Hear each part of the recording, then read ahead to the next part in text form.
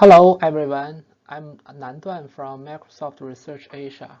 Today, Zhang from Fudan University, Ming from Sinovation, and I are going to share with you our thoughts on the progress and the challenge of current benchmarks.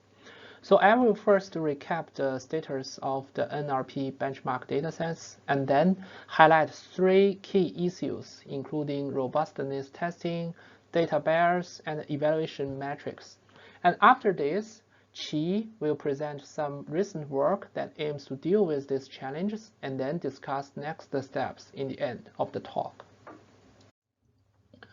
So I think we all agree with the fact that benchmarks are significant for the growth of AI research.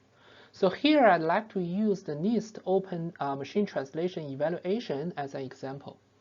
So if you are working on machine translation in the past years, you will know how this benchmark is important to the machine translation community, especially during the statistical machine translation period. So with this benchmark as the platform for model evaluation and comparison, machine translation research has been greatly accelerated. So here are more recent examples such as Squad for the machine reading comprehension task and Glue for a diversified number of the natural language understanding tasks. With the rapid development of deep learning technologies, especially the recent pre-training and fine-tuning techniques, many NRP and computer vision benchmarks are dominated by the deep neural network models. So on some benchmarks, such as Squad and Glue are presented here, the pre-trained models even outperform the human performance on this leaderboard and challenges. But in many practical scenarios, on the other hand, we find that state-of-the-art models are still not good enough. So for example, a neural machine translation system with SOTA results on open domain benchmarks can not always guarantee its translation quality on specific domains. And a QA system with state-of-the-art results on Squad or the other QA benchmark datasets cannot handle most queries issued to modern search engines such as Google and Bing. So a question rests here. Are these current benchmark datasets good enough to evaluate AI models? So let me use XGLUE as an example to show some common issues of most existing benchmark datasets.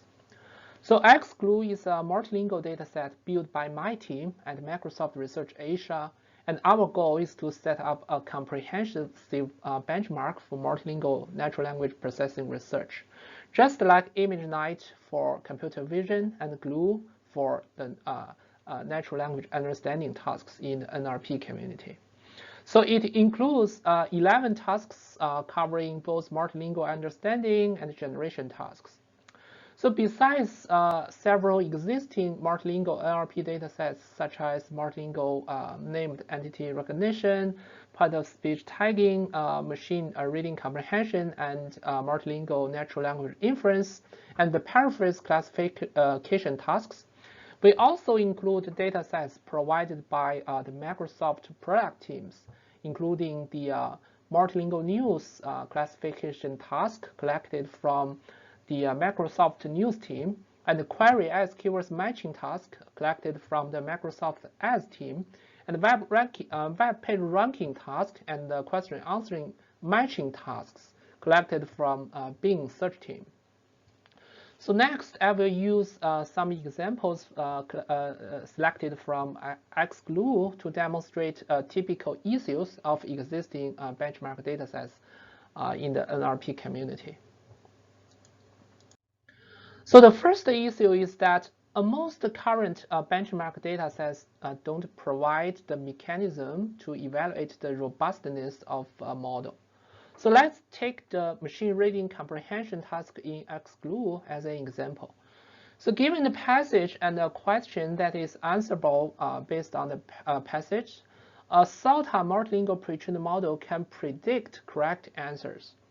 But when we modify the original questions by replacing some words to other related words, such as from the DNA to RNA, or from Microsoft to Apple, or adding the word not, or replace a word with his autonyms.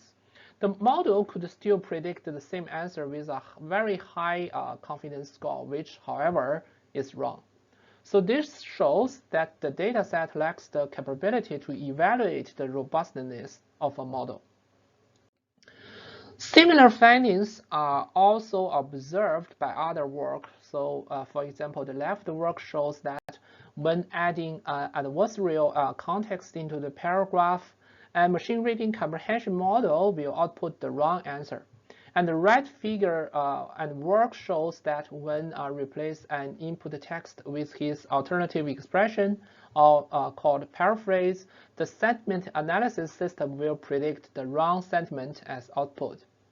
So all these cases show that the current benchmark datasets lacks of the capability to evaluate the robustness of a given model.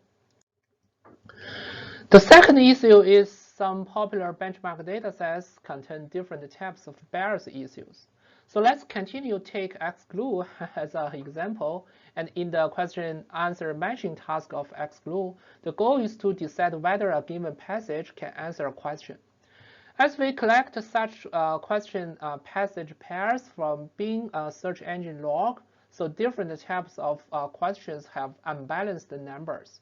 So as listed in the above table, the how, what, where, and who questions are more than the other type of questions. So a QA model will obtain better results on this QA matching task if it can achieve good results on this sub-question sets.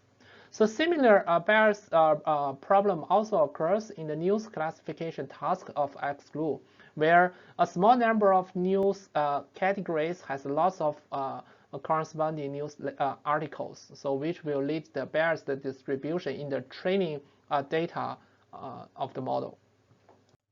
So other work also found other types of bias in some NLP benchmark datasets. And for this example, it studies the gender bias in representations. So for example, for language modeling, he is a doctor has a higher conditional likelihood than she is a doctor, which reflects the fact that the word he could occur more times than the word she with the word doctor in the language model training corpus. So the third issue I'd like to discuss here is that for some benchmarks, the evaluation metrics used are still not good enough. So this slide just show an example of the news summarization task in XGLUE. So given this very long news document, the generated summarization is a man with murder tattoo admit he's guilty in deadly home invasion. And the ground truth is a Florida man nicknamed Murder pleads guilty to murder charges. Although both sentences correctly summarize the key message of the input news, the generated summarization still has a lower generation score as it has few surface form overlap with the ground truth summarization. So this is a common and well-known issue in many text generation tasks such as machine translation, response generation, question generation, and etc. So given these three challenges, including the robustness measurement issue, the data bias issue, and the evaluation metric issue, so next, Qi from Fudan University will take over the presentation and show some existing efforts to alleviate these issues. Thanks, Duan. My name is Zhang from Fudan University. From Nan's introduction, we can know that current evaluation methods based on benchmarks have several drawbacks. They cannot evaluate robustness, they may have data bias, and the current evaluation metrics do not fully reflect the model performance. To achieve these problems, there are already many existing methods on them. We will give some brief description about works on these topics. The first one is about robustness. From 2014, Christina reported their work on images that the network can be lead to misclassify an image by applying a certain hardly perceptible perturbation. There are dozens of works have been done on this domain. From the perspective of the information the method used, they can be classified into three categories: white box, black box, and blind box. Method on the white box settings know everything about the model. They use gradient and the parameters of the model to generate adversarial examples. Black box method uses less information. They only need the decision made by the model for a given example. Some of the methods may also need a confidence score. Blind method requires the latest information in all three settings. They know nothing about the model.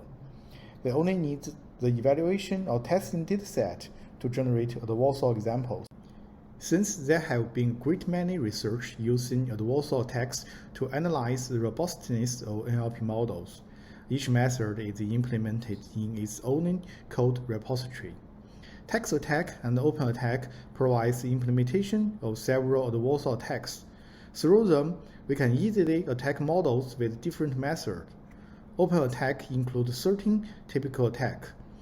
Text attack implement 16 attack methods, including the sentence level, word level, and character level. Except for this method on adversarial attacks, there have also some works try to provide comprehensive guidance on how to evaluate models. A checklist, which is the best paper of ECHO 2020, is one of the work on this area. It is a model agnostic and task agnostic testing methodology. They promote users to evaluate a model with three different test types: a minimum functional test, an invariance test, and a directional expectation test. A minimum functional test inspired by the unit test in software engineering is a collection of some simple examples to check a behavior within a capability.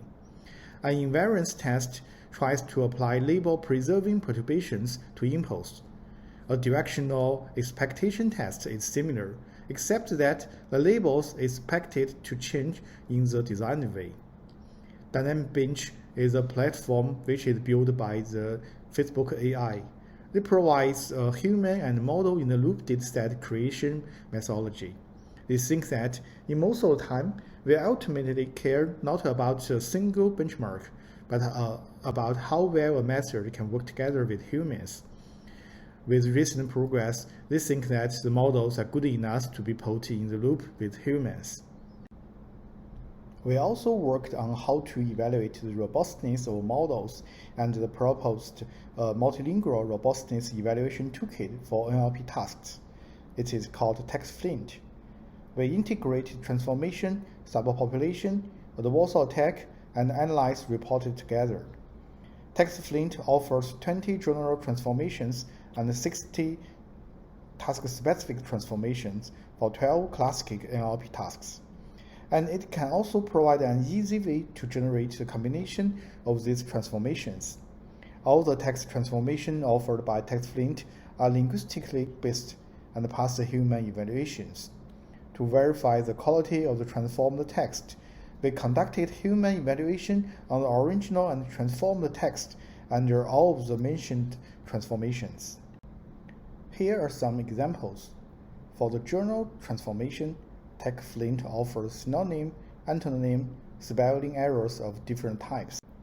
For different tasks, we also provided task-specific transformations. For example, for name entity recognition task, we provided a swapped NER transformation. We changed the name entity in the evaluation instance to another one which is rarely used. For example, for the instance he was born in China, we replaced the China to this one. Sorry about that, I cannot correctly pronounce it, but it really existed. Here is a photo of the station. For the part of speech tagging task, we also try to change the words with one tag to the words with multiple tags to verify the ability of the models. We also used this toolkit to evaluate about 100 models, covering various model frameworks and learning schemas. All evaluated models and their implementations are available publicly. Here are some examples. The table is about aspect-based sentiment analysis task in restaurant domain. We propose 3 task-specific transformations. The reward target means reverse the sentiment of the target aspect. The food was extremely tasty. We change this sentence to the food was extremely tasteless. From the result, we can know that the performance of all existing methods drops significantly. The BERT-based method, which achieves more than 90% accuracy on this task. However, with the small population, the accuracy drops to even less than 40% accuracy. Here is an example about the NER task on the BERT-based models. The chart gives an intuitive result on each transformation categorized by linguistics. The bias is another issue. It also has achieved considerable attention in recent years. The Vinogrid schema challenge is proposed as an alternative to the Turing test. It is a benchmark for evaluating the common sense reasoning. I also think that it is an extremely hard problem for machines. However, recent works based on pre-trained models have achieved about 90% accuracy on this task. This raises an important question. Have the neural language models successfully acquired common sense, or are they overestimating the true capabilities of common sense? To investigate the problem about the true estimation of machine common sense capabilities, they introduced a Vinogrid, a new dataset with 44K problems. They proposed an algorithm to generalize human detectable bias based on word co-occurrence to the machine detectable bias based on embedding co-occurrence. The effect of debiasing model is shown in the right figure. The figure plots the robota pre-computer embedding, whose dimension is reduced to 2 dimensions using PCA and 1 dimension. The data points are colored depending on the label. From the figure, we can know that the original dataset is highly biased. Models can easily find the decision boundary with surface pattern. Debiasing is an important step for constructing the dataset. Gender bias has also received considerable attention in recent years. Gender bias is exhibited in multiple parts of our natural language processing systems, including the training data, resources, pre-trained models, and algorithms themselves. In 2019, Sun et al. Introduced a survey paper about the gender debiasing method. The left figure gives the observation and the evaluation of gender bias in NLP. The bias observation occurs in both in training set and test set. The gender bias evaluation test set is used to find the gender bias of a given algorithm predictions. The debiasing gender occurs in both the training set within the algorithm selves. They summarize the recent papers and think that the debiasing method can be categorized according to how they affect the model. Some debiasing methods require the models to retrain after debiasing. Others modify existing models' predictions or representations. For more details, we can find in this paper. In NLP tasks, we usually use accuracy, precision, recall, and F1 score to evaluate the performance of methods. However, the generalization behaviors of our neural networks remain largely unexplained. The evaluation method cannot answer this question. Does the excellent performance imply a perfect generalization model, or are there still some limitations? In this section, we give some brief description of our works on this part. The Chinese word segmentation systems on many existing datasets have achieved F1 score higher than the 97%, but with little further improvement. However, the Chinese word segmentation method cannot be well used in real systems. We find that there are still some important while really discussed unsolved questions. To identify the limitations of the method with excellent performance, we shift the traditional trend of the holistic evaluation to fine-grained evaluation, in which the notion of the attribute have been introduced to describe a property of each word. We divided the attribute into three parts: intrinsic nature, familiarity, and label consistency. Then, each word will be described by three different attributes. Based on this, we propose a fine-grained evaluation for existing Chinese word segmentation systems. Then, test words will be partitioned into different buckets, in which we can observe that the system performance under different aspects. We observe that there is a huge performance drop on all the datasets when the test samples are with the attribute value, the low label consistence of words, low label consistence of characters, and long words. The BERT is not insufficient to deal with the low label consistence and long words. And we also found that the BERT-based method is inferior to ELMO as an encoder in dealing with the long sentences. For the task of named entity recognition, we also used a similar methodology. We defined entity coverage ratio, which is used to measure the degree to which entities in the test set have been seen in the training set with the same category. Specifically, we refer to EI as the test entity, whose coverage ratio is defined as this function. If rho E equals to 1, means that the entity E appears in the training set with only the label K. If the rho E is in 0 to 1, means that entity E appears in the training set with diverse labels. If rho E equals to 0 and C unequals to 0, means that the entity E appears in the training set but without label K. Rho E equals to 0 and C equals to 0 means that entity E does not appear in the training set. The breakdown performance on Cornell and WNUT dataset with different pre-training strategies which is used based on the STM as sentence encoder and CIF as a decoder. The random means that the word representations are randomly initialized. The overall represents the F1 score on the whole dataset. From the fit table, we can find that in journal, the part of the test entities with higher performance are usually the ones that appear in the training set. If the test set is unseen, it will achieve a lower performance. No matter what level pre-trained embedding are introduced, the word level or character level, the performance of unseen entities are largely improved. For different parts of the test set, we find that C not equal to 0 is the most challenging part. This result may provide much useful information than the overall F1 score.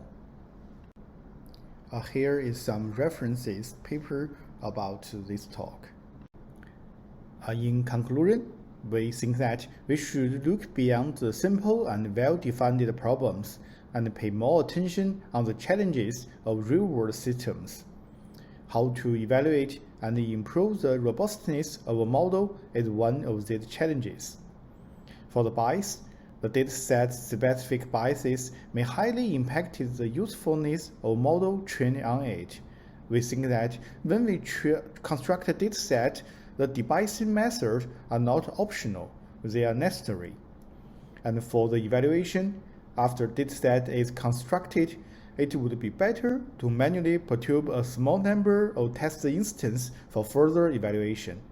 And the task-specific and attribute-aided evaluation metrics may also help us diagnose the weakness of methods. Thanks for your attention.